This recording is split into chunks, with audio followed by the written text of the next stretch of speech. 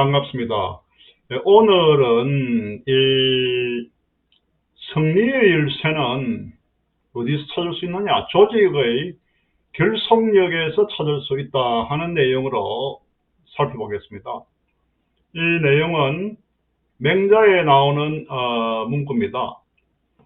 전투에서 이기기 위한 조건으로 옛날부터 이 세 가지를 이야기를 했는데요.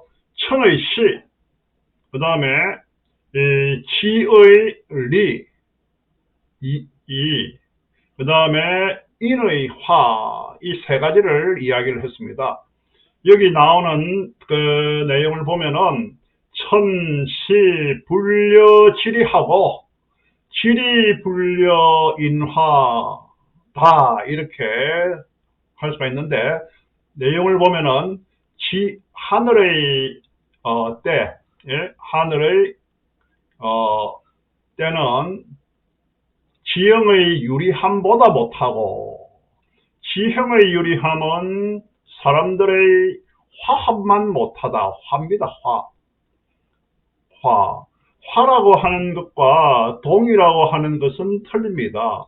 동은 예를 들어 가지고 10명이 말을 한다, 노래를 부른다 할 때 10명이 똑같은 음을 내는 것이 동이고, 화라고 하는 것은 각자가 서로 다른 소리를 내지만은 그 소리가 모여 가지고 하나로 나오는 것이 화입니다.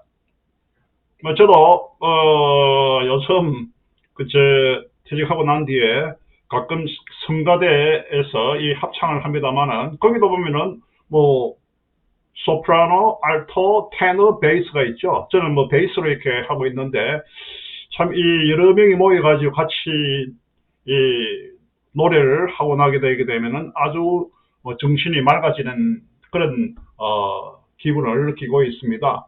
근데 여기서 보게 되게 되면 이 맹자는 이 세 가지를 이야기하면서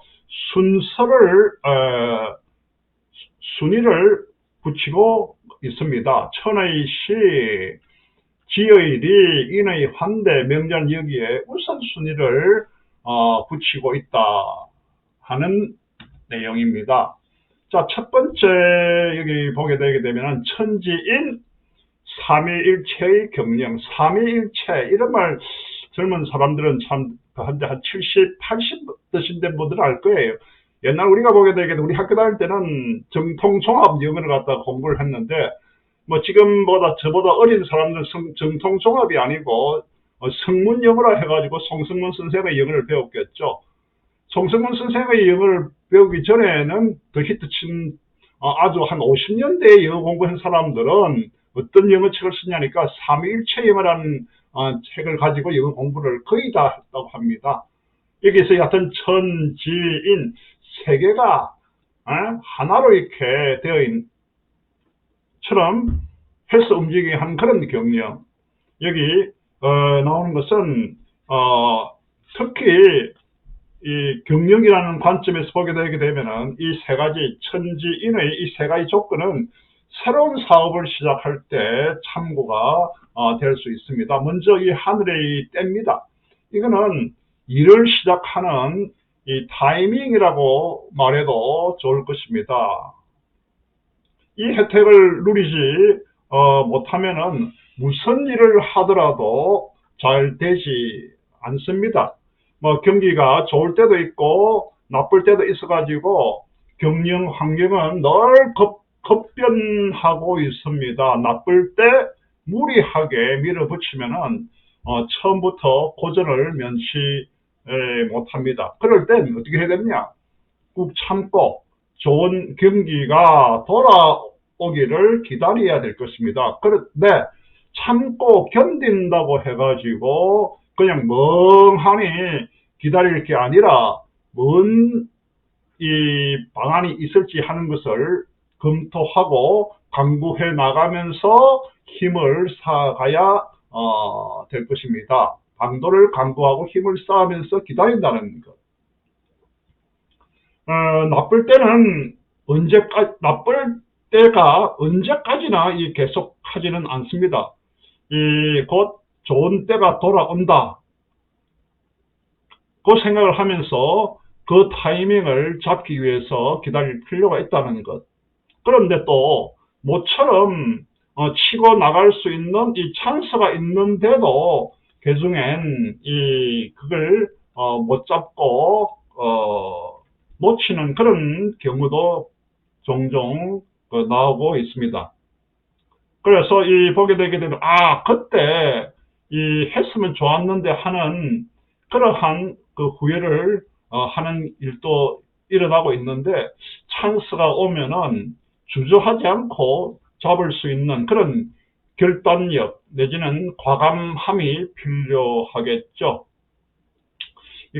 경영 환경과 동시에 무시할 수 없는 것이 개개인의 그 상황이 틀린데, 뭐랄까, 개개인에게도 좋은 파도가 있을 수 있고 나쁜 파도도 올 수 있다는 겁니다. 이건 뭐냐니까 운이냐 불운이냐 하는 이렇게 표현을 할 수가 있겠습니다.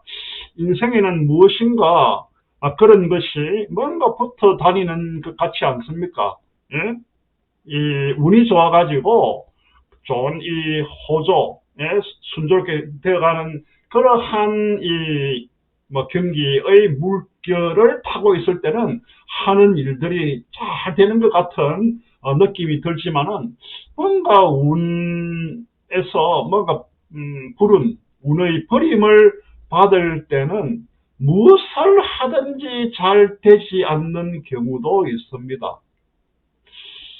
이거와 관련해가지고 제가 요즘 어떤 책을 이렇게 쭉 읽어보고 있는데, 그러면은 운이 오거나 운이 오지 않는 것을 어떻게 하면은 좋은 운이 오게 할 수 있을까 하는 그러한 방안을 제시하고 있는 책들이 있는데, 여기에서는 생략을 하겠습니다. 제가 그 책을 자주 보면서 요즘 공부를 하고 있는데요. 그 중에 하나가 이 거울을 보고 항상 웃어봐라 하는 그런 내 글도 이렇게 들어가고, 항상 긍정적으로 생각을 해라는 것.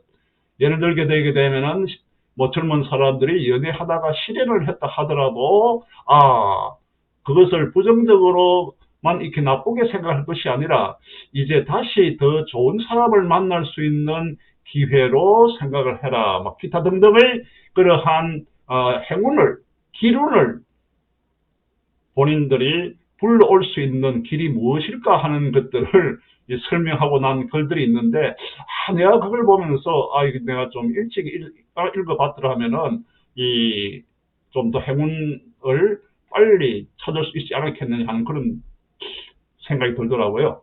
자, 그런데 이러한 타이밍의 결정은 뭐랄까, 운이 언제 오느냐 하는 그러한 그 타이밍에 대해서는 이론이나 이치의 문제가 아니라는 겁니다. 뭐랄까, 직감 같은 것이 요구됩니다. 그러한 경영자의 직감은 뭐랄까, 어려운 경험, 고난 속에서 쌓아올린 경험을 통해 가지고 연마해 갈 수밖에 없을 것입니다. 근데 우리가 여기 지금 보게 되면 하늘의 때 타이밍 했는데요. 보통 사람들이 그런 이야기를 하죠. 사람이 살다 보게 되게 되면은 기회는 3번은 온다. 그런데 그 기회가 뭐랄까, 왔는데도 거기 왔는지도 모르는 사람이 있겠고, 1 유형. 그 다음에 2번째 유형은 기회가 왔는데 그 기회를 못 잡는 사람이 있겠고, 그 다음에 3번째는 그 기회가 왔을 때 그 기회를 잡는 사람이 있겠죠. 그래서 보게 되게 되면 기회가 왔는지 안 왔는지도 모른다. 그 다음에 기회가 왔는데도 못 잡는다. 알면서도 못 잡는다. 그걸 알고는 과감하게 잡는다. 거기 어떤 차이에 의해 가지고 그것이 달라지겠습니까? 달라지겠습니까? 제가 볼 때는 뭔가 경험, 직접적인 경험과 간접적인 경험을 통한 자신의 내공 쌓기에 의해서 달라지지 않느냐, 이렇게 생각이 듭니다. 저 고개를 까딱까딱 돌린 것이, 카메라에 내 얼굴이 어느 방향으로 보여야 될까 좋을까, 이렇게 생각을 좀 방금 했거든요.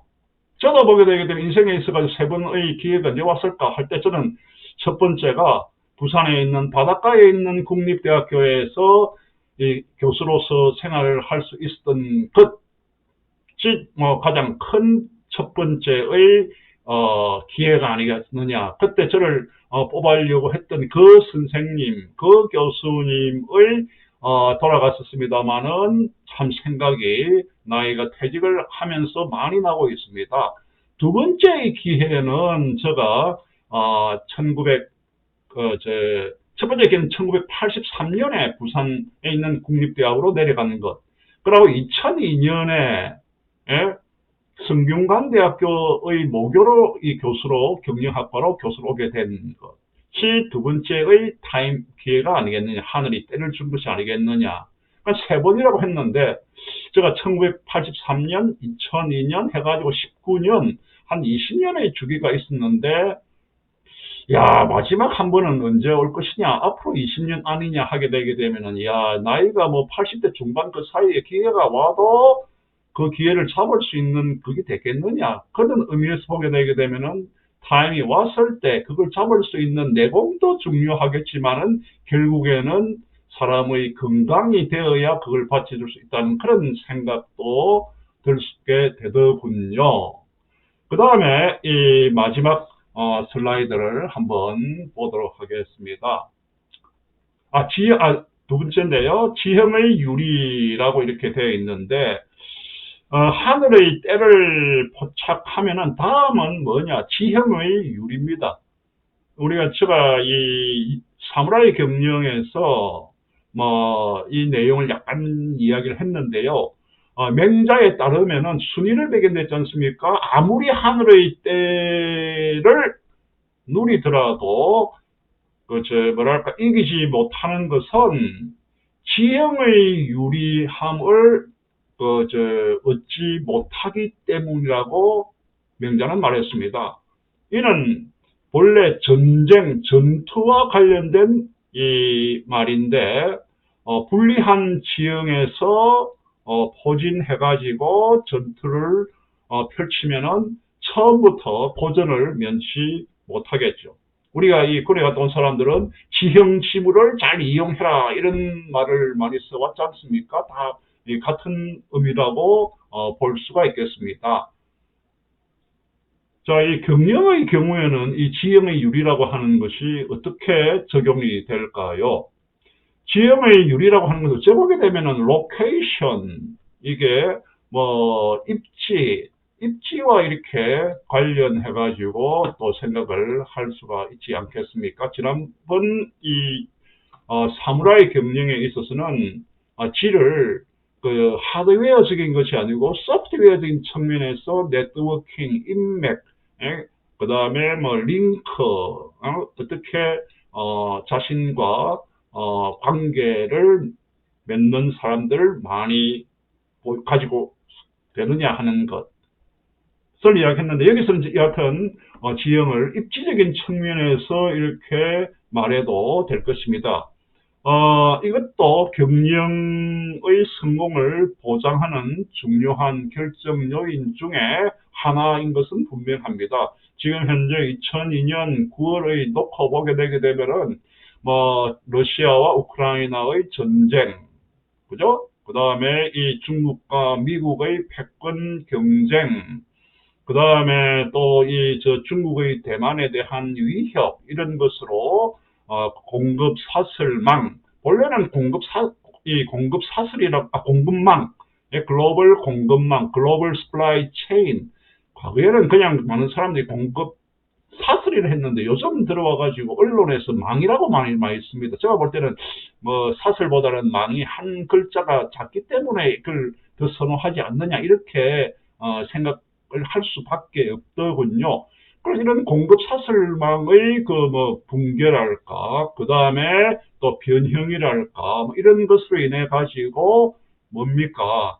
이제 다시 해외로 나가 있던 생산 기지를 이 국내로 리쇼링, 예, 리쇼어링이라는 그런 말씀, 리쇼어링을 한다든지 국내로 다시 돌아오게 만든 생산 기지를 돌아오게 만든다든지, 그죠? 아니면은 또 이 생산 기지를 이전하더라도, 그죠? 이 뭡니까? 지금 보게 되면은 롯데에서 중국에서 전부 다 이 전면 철수를 했다고 이렇게 얼마 전에 뉴스도 나왔죠. 그 다음에 이 또 보면은 그 저 인적 인건비가 우리 중국이 보게 되게 되면 제일 강점이 뭡니까? 여태까지 보게 되게 되면 첫 번째가 우리 한국에서 가장 근접한 거리에 있다는 것. 그 다음에 두 번째는 15억 인구라고 하는 가장 큰 소비 시장이 있다는 것.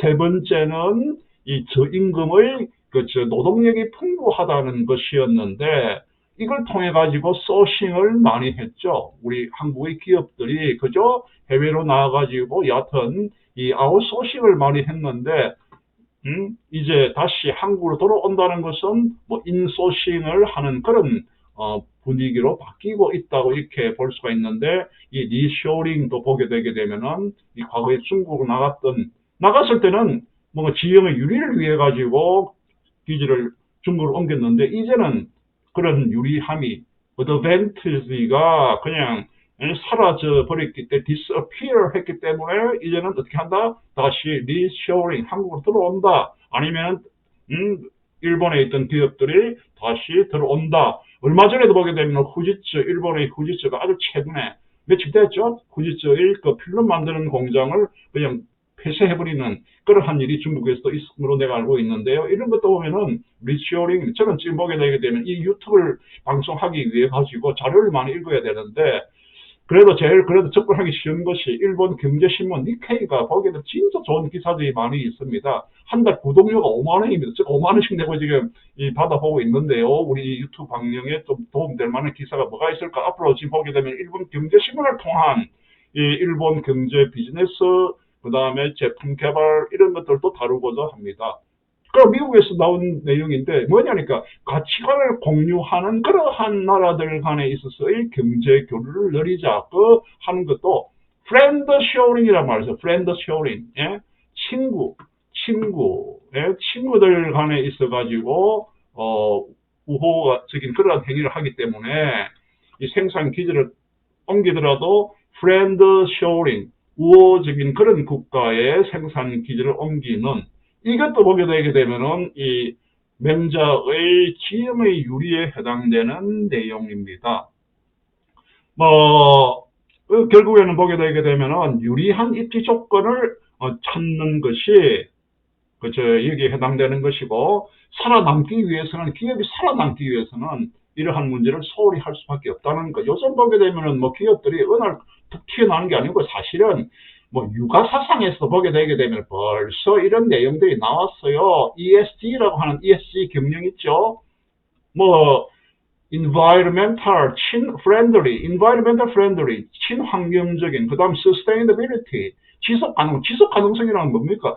자자자 손손손 그 기업이 오랫동안 쭉 영위될 수 있도록 그다음에 기업의 지배 구조 기업이든 조직이든 간에 가버넌스를 어떻게 할 것이냐 이렇게 하는데 이러한 서스테이너빌리티를 위해 가지고 기업들이 입지를 어디에 할 것이냐 하는 것이 아주 중요한 문제로기 때문에 신중하게 검토를 해야 되는데 거기에 해당되는 것이 두 번째 지형의 유리라는 겁니다. 근데 맹자는 순위를 두고 했다 했는데 하늘의 때보다도 더 중시해야 될 것이 지형의 유리를 더 중시해야 된다는 것 하면서 세 번째로 내건 것이 조직의 인하와 개인의 파워에 해당되는데 이 경영의 경우는 어떻게 반응할 수 있겠습니까? 아무리 지형이 유리함을 the advantage, geographical advantage라 할까요? 이 지리의 힘이라고 하는 책이 있습니다. 왜 이 나라는 잘 살게 되고 이 나라는 못 살게 되었을까? 결국에는 산맥이 있고 강이 있고 그 다음에 우창한 이 밀림이 있고 이러한 지리에 의해 가지고 세계의 국가의 경제 수준이 결정될 수밖에 없었다 하는 것이 지리학자의 관점에서는 지리의 힘이라고 하는 책이 한 몇 년 전에 또 나온 적도 있죠. 여하튼간에 보게 되면은 이 지리 경제학적인 관점에서도 이렇게 지형을 이해할 수가 있는데, geographical economics 관점에서 이야기할 수 있는데, 여하튼 여기서 지금 보게 되면은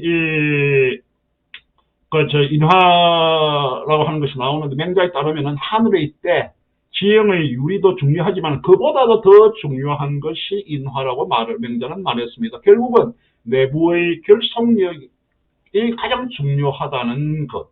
뭐 전투 집단에 있어가지고 이 결속력이 없으면은, 인화가 없으면은 전쟁을 치를 수 없습니다. 기업도 마찬가지입니다. 특히 보게 되게 되면 기업 중에서도 동양권 한중 일에 있어가지고 이 인화를 제일 중시하는 나라의 기업이 어디겠습니까? 일본입니다. 결국에는 왜 일본이 그렇게 하느냐?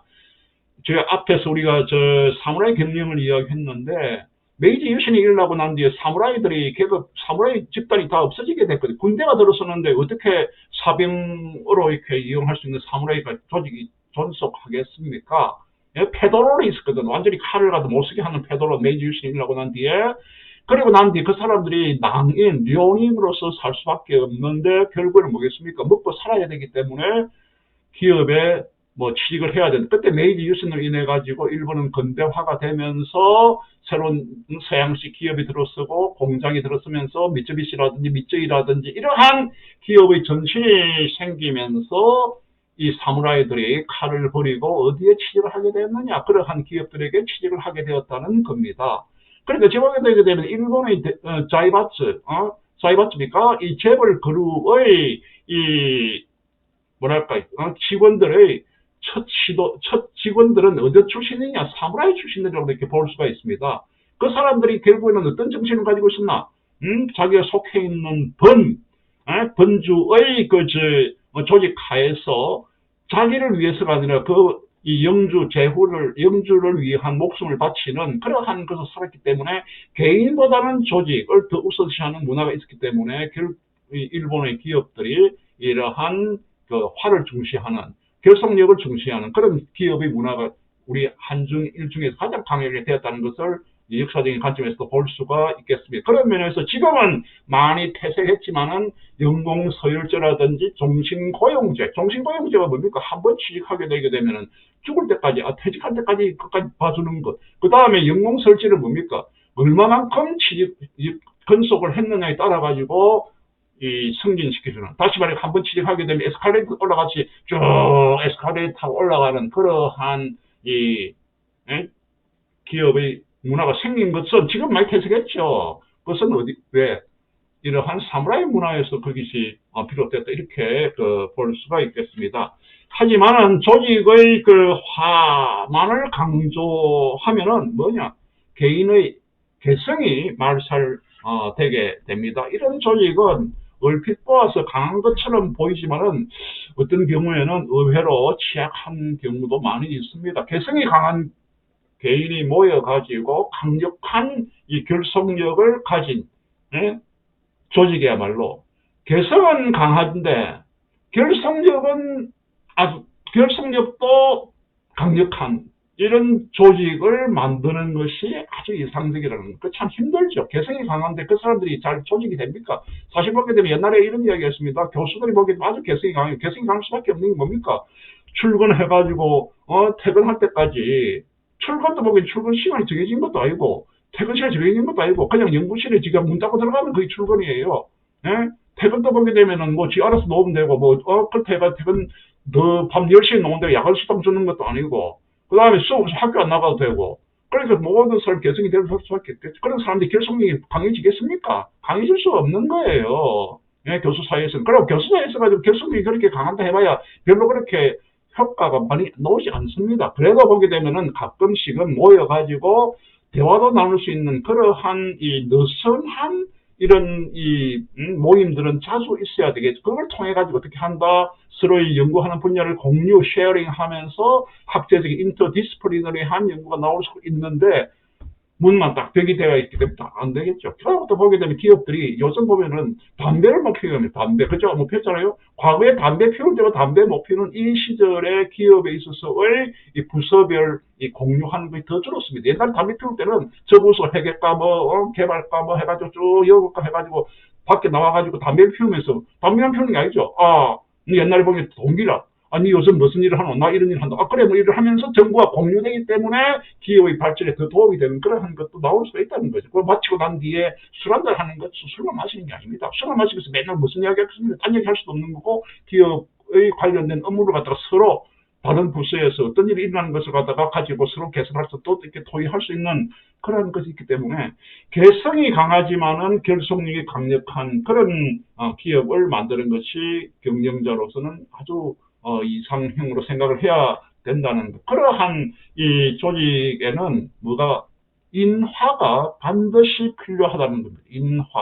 이러한 인의 화를 갖다가 만들어내는 게 누가 해야 되는 일이냐?